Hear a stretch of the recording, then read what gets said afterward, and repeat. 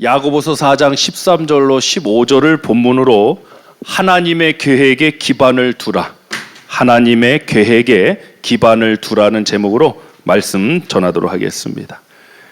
여러분, 사람은 완전한 존재가 아닙니다. 그래서 우리가 아무리 챗GPT 같은 AI를 통해서 계획을 짜고 우리가 철저하게 한다고 해도 인간이 세운 계획은 불완전함을 항상 동반하고 있습니다.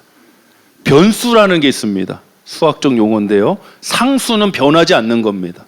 상수가 있고 변수가 있습니다. 그 변수가 찾아왔을 때 계획에 차질이 생길 수밖에 없습니다. 인생도 마찬가지예요. 우리가 다 꿈꾸고 계획하는 일들이 있으실 거예요. 근데 다 그대로 될 수는 없어요. 왜냐하면 오늘 완전한 존재도 아니고 이 세상이 또 완벽하게 하나님의 나라 천국의 모습이 아니기 때문에 그래요.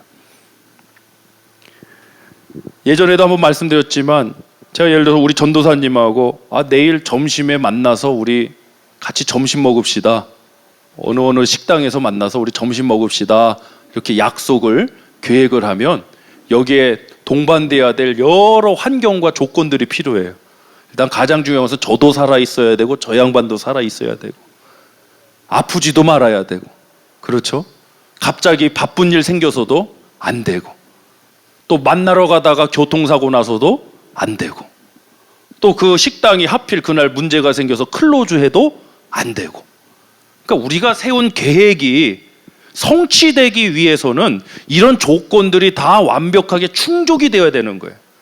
그런데 대부분의 일들이 우리의 컨트롤 밖에 있는 일들이 너무 많아요.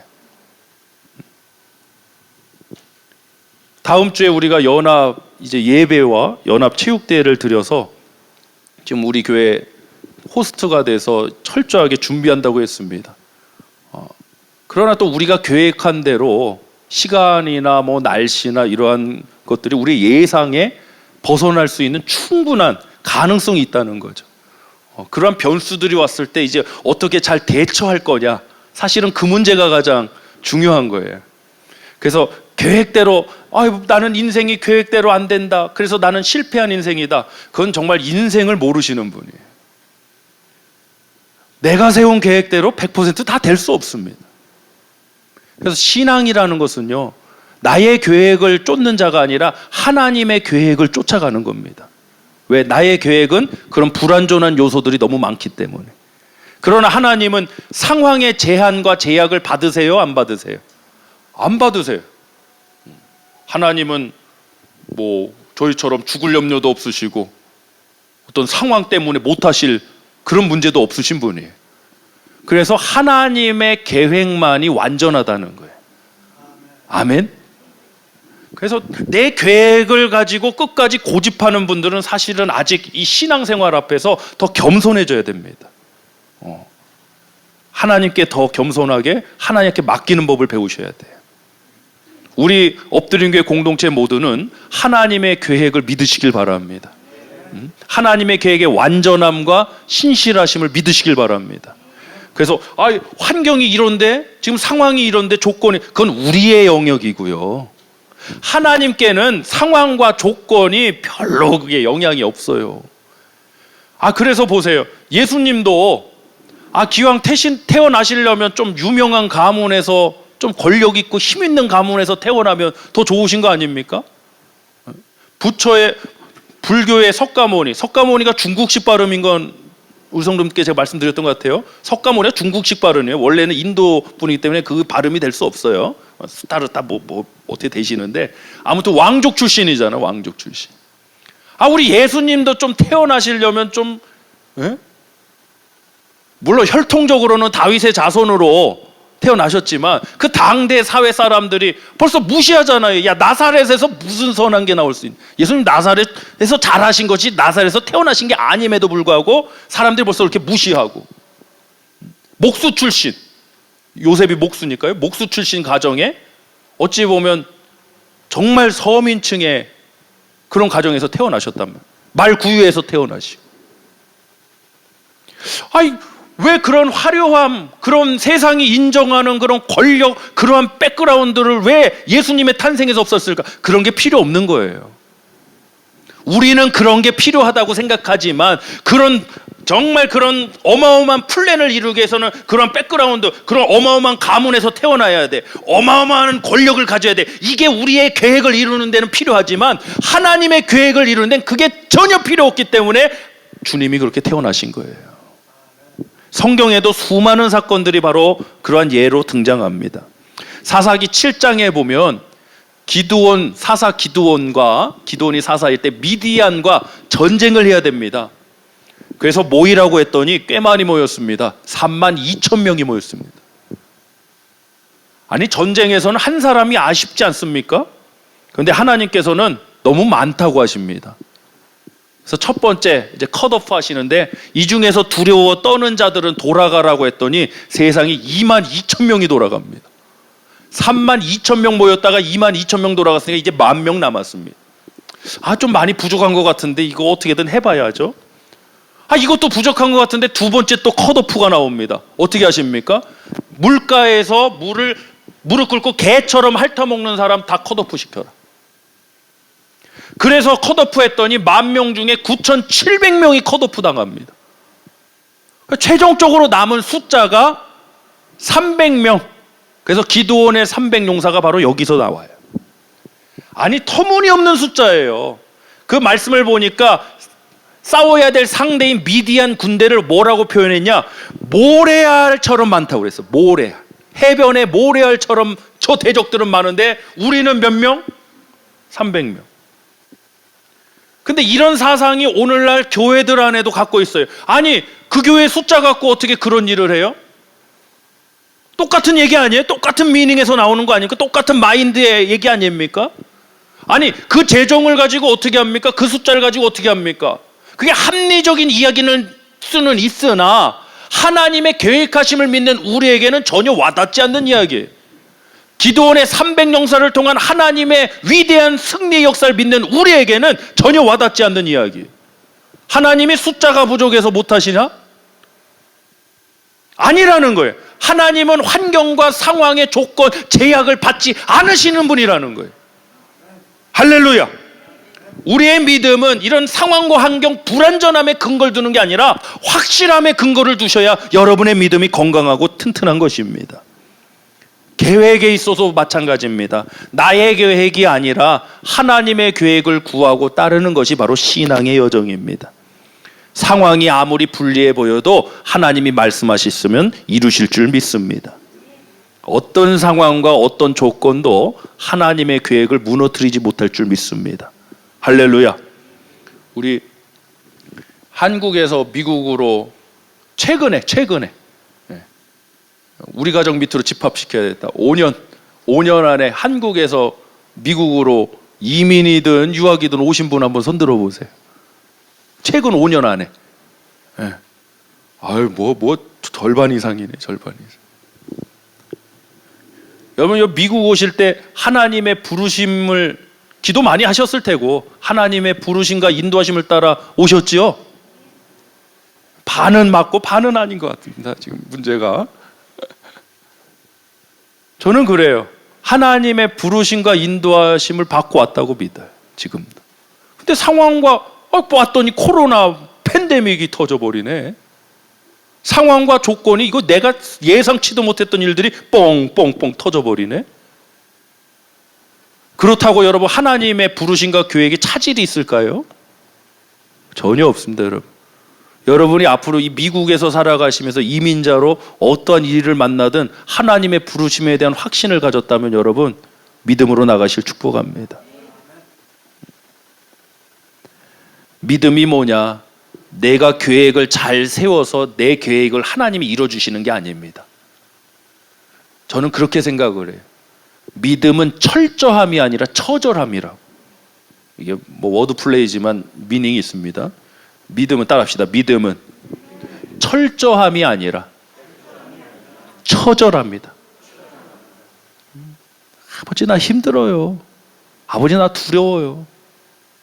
예, 그렇게 나가세요. 그 처절함을 가지고 나가세요. 내가 철저하지 않아도 괜찮아요. 내가 뭐 완벽한 사람이? 아니, 저는 목회하면서 그래요. 예수님께 안티 세력이 많았습니까? 적었습니까? 많았습니다. 이거 보통 많은 게 아닌데. 예수님 설교만 하시면 그냥 따라왔던 사람들도 다 떨어져 나갑니다. 전 그렇게 생각해요. 목회하면서. 아니, 예수님께도 안티 세력이 그렇게 많았는데 내가 하물며 내가 뭐라고 다 나를 인정해주고 나를 좋아하는 사람만 있겠냐. 때로는 나를 조금 아니게 생각하는 분도 있을 거고 나와 좀 맞지 않는 분도 있을 거고 다 그런 거다. 그럼에도 불구하고 예수님은 그 안티 세력에 붙들리지 않으셨다. 자신이 가여야 할 사명의 길을 묵묵히 걸어가셨다. 나도 그래야 되겠다. 할렐루야. 저와 여러분이 그런 신앙의 여정 가운데 있는 줄 믿습니다. 이 계획을 살펴보니까요, 창세기 6장 5절 말씀을 보니까 노아 시대 홍수 심판이 있는데 여호와께서 사람의 죄악이 세상에 가득함과 그의 마음으로 생각하는 모든 계획이 항상 악할 뿐임을 보시고라고 했습니다. 하나님 보신 게 뭐냐? 사람들이 세우는 계획이 항상 악했다라는 거예요. 그 시대 사람들이 뭐 지금처럼 최첨단 뭐 AI가 있겠어요? 뭐 스마트폰이 있겠어요? 그런 거 없는데도 다 모든 사람은 계획을 갖고 사는 존재예요. 근데 그 계획이 악했다는 거예요. 여러분의 계획이 얼마나 철저한가는 별로 상관없어요. 그러나 그 계획이 악하다면 이건 문제예요. 여러분의 계획이 얼마나 스마트한가 그건 별로 관심 없어요. 그러나 여러분의 계획이 악하다면 그건 정말 심각한 문제예요. 그 계획의 악함 때문에 심판이 왔으니까. 우리 계획에 항상 하나님을 따라가는 선한 역사 있으시길 축복합니다. 히브리서 말씀 보겠습니다. 11장 우리 8절부터 천천히 한번 보겠습니다. 시작. 믿음으로 아브라함은 부르심을 받았을 때에 순종하여 장래의 유업으로 받을 땅에 나아갈새 갈 바를 알지 못하고 나갔으며. 아멘. 믿음의 조상 아브라함이 하나님의 부르심을 받았을 때 순종하여 장래 유업으로 받을 땅에 나가는데 갈 바를 알지 못하고 나갔다. 그러면 이분은 계획이 있는 분입니까? 없는 분입니까? 표면상으로는 무계획입니다. 이거 뭐 이런 분 있습니까? 갈 바를 알지 못. 아니, 지금 집안이 움직이는데 지금 사느냐 죽느냐의 문제인데 세상에 갈 바를 알지 못하고 나갔다? 그럼 이렇게만 보면은 이분이 무계획인 것처럼 보이지만 사실은 계획이 있었습니다. 무슨 계획이냐? 9절부터 보겠습니다. 시작. 믿음으로 그가 이 이방의 땅에 있는 것 같이 약속의 땅에 거류하여 동일한 약속을 유업으로 함께 받은 이삭 및 야곱과 더불어 장막에 거하였으니 이는 그가 하나님이 계획하시고 지으실 터가 있는 성을 바랐음이니라. 아브라함은 자기 계획은 없었던 것 같아요. 하나님의 계획하심, 하나님의 지으시는 역사를 바랬습니다. 이것이 믿음입니다, 여러분. 죄송한 표현이지만 요즘 현대 크리스찬들은 너무 똑똑하세요. 너무 스마트하신 것 같아요. 그래서 자기 계획 이걸 못 내려놔요. 왜? 내가 굉장히 똑똑해서 내가 모든 걸 다 컨트롤할 수 있는 것 같거든. 나 완벽한 것 같거든. 나 완전한 것 같거든. 내 계획에 무슨 문제가 있어? 죄송하지만 그건 교만입니다. 아직 정말 심각하게 깨져보지 않아서 모르는데 우리가 모든 걸 다 컨트롤할 수가 없어요.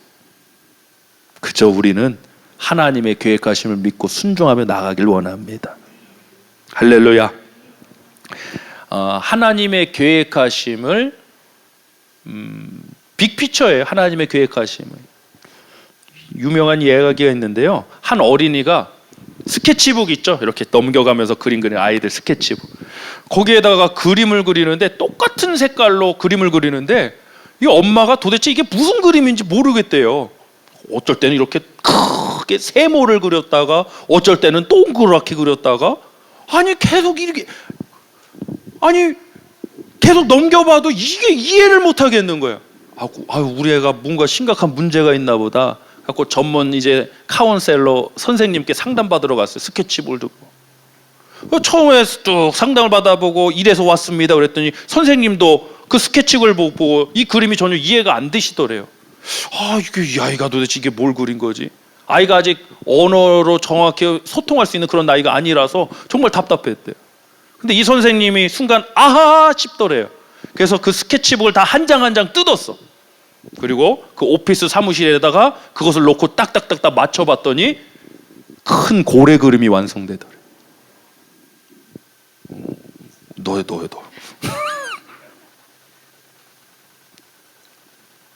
그러니까 큰 고래 그림이니까 이 자그만 스케치북에는 어떻게 보이겠어요? 고래로 보이겠습니까? 꼬리 요만큼 그리고 몸통 요만큼 그리고 또 배 그리고 뭐 눈 그리고 이러니까 이게 막 이상한 그림인 거예요. 근데 그것을 다 퍼즐을 맞춰봤더니 빅피처가 나오는데 큰 고래더라는 거예요. 전 이게 시사하는 바가 많다고 생각해요. 우리가 계획하고 굉장히 스마트하게 사는 것 같죠? 인생의 한 조각 단편이에요. 여러분 전체 인생에서. 근데 그것만 보고 아유 벌써 20대에 나는 실패했나 봐. 30대에 나는 여기까지인가 봐. 하나님의 계획은 빅피처예요. 할렐루야. 지금 그림처럼 안 보인 것 같아요. 이게 도대체 무슨 그림이야? 이해도 못하겠고 알 길도 없는데 나중에 하나님의 때에 가보니까 하나님이 이래서 역사하셨구나. 그때 그러한 고난을 내가 그래서 겪었던 거구나. 그 빅피처가 그제서야 보이더라는 거예요. 여러분은 작은 그림 한 장짜리로 사시는 인생이 결단코 아니세요.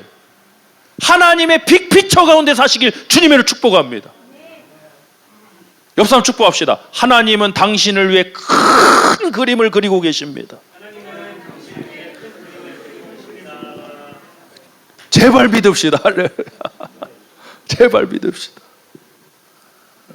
그래서 지금 오늘의 챕터가 고난일 수도 있어. 눈물일 수도 있고. 그러나 모든 걸 합력하여 선을 이루시는 하나님의 계획에 그 빅피처에는 반드시 선한 열매를 거두실 줄 믿어요. 우리 그 믿음으로 묵묵히 주님과 함께 걸어가는 엎드린 게 모두가 되셨으면 좋겠습니다. 우리 본문 말씀 한번 보겠습니다. 13절로 14절입니다. 시작. 들으라. 너희 중에 말하기를 오늘이나 내일이나 우리가 어떤 도시에 가서 거기서 1년을 머물며 장사하여 이익을 보리라는 자. 이건 뭐죠? 계획이죠. 계획을 말하는 거예요.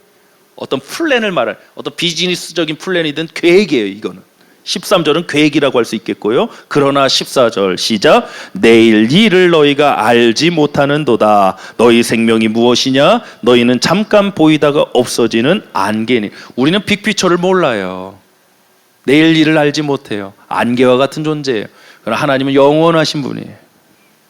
시작과 처음과 끝과 나중이 되시는 분이에요. 자, 말씀 요약 첫 번째 나누겠습니다. 우리는 내일 일을 알지 못합니다. 그래서 우리의 계획이 완전하지 않습니다. 우리는 내일 일을 알지 못합니다. 그래서 우리의 계획은 완전하지 않습니다. 다시 한번 13절 14절을 천천히 자세히 한번 보도록 하겠습니다. 13절 시작. 들으라. 너희 중에 말하기를 오늘이나 내일이나 우리가 어떤 도시에, 이건 다 계획에 들어가는 거죠. 오늘이나 내일이나 시간, 또 장소, place, 어떤 도시에 가서 무엇을 what, 1년을 머물며 장사하여 이익을 보리. 무엇을 위해? 이거 다 모든 게 다 플랜에 들어가는 내용들이에요. 계획에 들어가는 이야기들이 나왔어요. 그런데 14절 내일 일을 너희가 알지 못하노다. 너희 생명이 무엇이냐? 너희는 잠깐 보이다가 없어지는 안개니라. 이어서 15절 보겠습니다. 시작. 너희가 도리어 말하기를 주의 뜻이면 우리가 살기도 하고 이것이나 저것을 하리라 할 것이거늘. 사람들이 말하는 계획을 우리는 뭐라고 얘기해야 되느냐? 하나님의 뜻이라고 불러야 되는 거예요. 하나님의 뜻. 계획이 있습니다. 나는 이런 계획을 하나님이 이루어주셨으면 좋겠습니다. 이게 아니라 그 말하는 계획을 우리는 치환해서 우리는 뭐라고 불러야 되느냐? 하나님의 뜻이라고 부르는 거예요. 우리의 계획이 뭐예요? 아브라함의 계획이 뭐예요? 하나님의 계획, 하나님이 계획하시고 지으실 그곳으로 가는 거예요. 내 계획이 아니라 내가 계획해서 하나님 만난 분이 누가 계세요? 아무도 없으실 거예요. 하나님이 우리를 부르셨기 때문에 우리 주님 만나고 구원받은 하나님 자녀가 된 줄 믿습니다. 하나님의 부르심과 인도하신 가운데 있는 우리입니다, 여러분. 우린 자꾸 계획. 우리 기독교 신앙에서도 자꾸 어찌 보면 인본주의적인 요소들이 들어와 갖고 번영신학적인 그런 요소들, 번영신학의 중심을 하긴 인간 중심입니다. 번영신학 이런 요소들이 너무나도 깊게 자리 잡다 보니까 내 계획을 이뤄야 돼. 내 계획이 이루어지는 게 축복이 아니라 하나님의 계획이 성취되는 게 축복입니다. 내 계획을 이루는 건 성공이지만 하나님의 계획이 이루어진 건 성취하는 것입니다. 우리는 성공을 위해 사는 존재가 아니라 하나님의 뜻 말씀 성취를 위해 사는 존재입니다. 주기도문에서 주님이 가르쳐 주셨습니다. 뜻이 하늘에서 이루어진 것 같이 땅에서도 이루어지이다. 예수님이 가르쳐 주신 기도에 우리는 성공을 위해 목매는 존재가 아니라 성취를 위해 사는 존재다. 우리 엎드린 교회 이 40년이 넘는 역사를 통해 하나님의 계획하심이, 하나님의 뜻하심이 성취되고 있음을 믿으시길 바랍니다. 할렐루야. 아멘. 우리 3만 명이 못 되는데, 3만 2천 명 안 되는데, 우리 10,000명이 안 되는데, 우리 300명, 우리 적은 숫자, 적은 용사인데요. 그래서 기도원과 300용사가 전습니까? 이 선포도 한번 따라해 보시길 바래요. 하나님 앞에서 사는 사람은, 이 코람되어 있죠? 따라합시다. 하나님 앞에서 사는 사람은 그 무엇도 작아 보인다. 대표적인 인물이 다윗입니다. 데이비드. 우리 데이비드 인용조 장로님. 우리 또 데이비킴 우리 박사님. 저도 데이비드 하고 싶었는데 빅터가 돼버렸습니다. 뭐 상관없습니다. 좋은 이름이니까. 다윗이 골리앗 앞에 섰습니다. 전혀 두려워하지 않아요. 왜 그랬을까요? 다윗은 하나님 앞에서 사는 사람이었기 때문에 그럽니다. 골리앗보다 더 큰 존재 앞에서 사는데 이거 뭐 키가 뭐 장대하든 뭐든 뭐가 두려워요? 예? 하나님 앞에서 사는데, 코람데오로 살아가는데 문제가 크다고 두려워요? 애국 군대가 많다고, 숫자가 많다고 두려워요? 못할 것 같아요? 하나님 앞에서 사는데 벌써 시각이 달라요, 여러분. 네가 하나님의 군대를 모욕하냐? 나는 네가 모욕하는 만군의 여호와 이름으로 내게 달려가노라 하고 탁 물맷돌로 그냥 골리앗을 쓰러뜨리지 않습니까? 할렐루야. 여러분, 이 사상, 이 개념, 정말 이 신앙적인 요소들이 참 그냥 많이 변화가 필요한 부분이 바로 이러한 지점들이에요. 알게 모르게 우리가 살아가면서 정말 세상에 만연해 있는 그러한 통속적인 개념들, 그런 가치관들을 너무나도 많이 따라가고 있는 걸 제 스스로 발견을 해요. 하나님, 정말 믿음으로 살길 원해요, 하나님. 제 가치관이 변하길 원해요, 하나님. 저 하나님 앞에서 정말 살아가고 싶어요.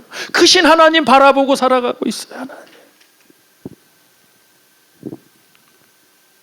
말씀 요약 두 번째 한번 나눠보겠습니다. 하나님의 뜻과 계획하심은 완전합니다. 여러분 믿으시길 바랍니다. 하나님의 뜻과 계획하심은 정말 빅피처인 하나님의 뜻과 계획하심은 완전합니다. 잠언 19장 21절 보겠습니다. 시작. 사람의 마음에는 많은 계획이 있어도 오직 여호와의 뜻만이 완전히 서리라. 왜? 우리의 계획은 완전하지 않기 때문에 그래. 사람의 계획은 앞서 말씀드렸듯이 여러 환경과 상황의 조건들을 다 충족시켜야 우리 계획이, 하다못해 내일 점심 먹자는 그 약속도 얼마나 많은 요건들이 충족이 되어야 그 계획이 성취가 돼요. 그렇지 않습니까? 그러니까 우리는 완전할 수가 없어요. 우리 계획은. 내 계획 믿고 내 계획 고집하고 사는 인생이 그럼 얼마나 어리석겠어요, 여러분. 하나님의 계획은 완전히 서리라. 하나님의 뜻만이 완전히 서리라. 할렐루야. 아멘.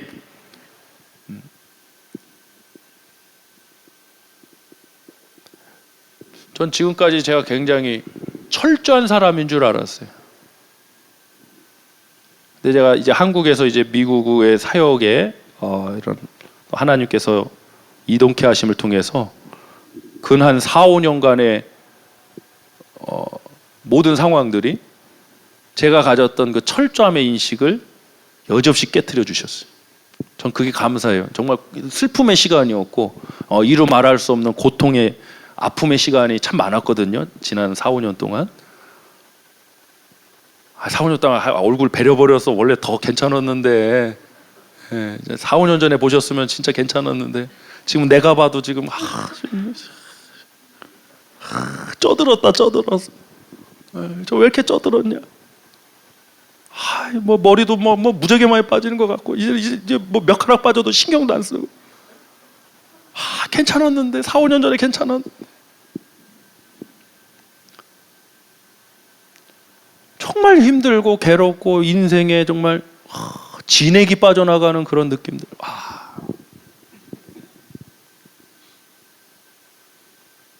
근데 하나님이 결정적으로 저 개인적으로 이 부분을 변화시켜 주신 것 같아요. 저 그동안 제가 굉장히 매니저먼트 한다고 착각했던 것 같아요. 철저하게.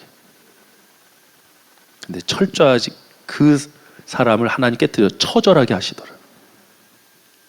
여러분 지금 처절하세요? 아니면 아직도 철저하세요? 처절하셔야 돼요, 여러분. 정말 그 처절함이 여러분을 살리고 그 처절함이 여러분을 하나님 앞으로 인도할 것이고 그 처절함이 하나님의 응답의 역사로 돌아올 줄 믿습니다.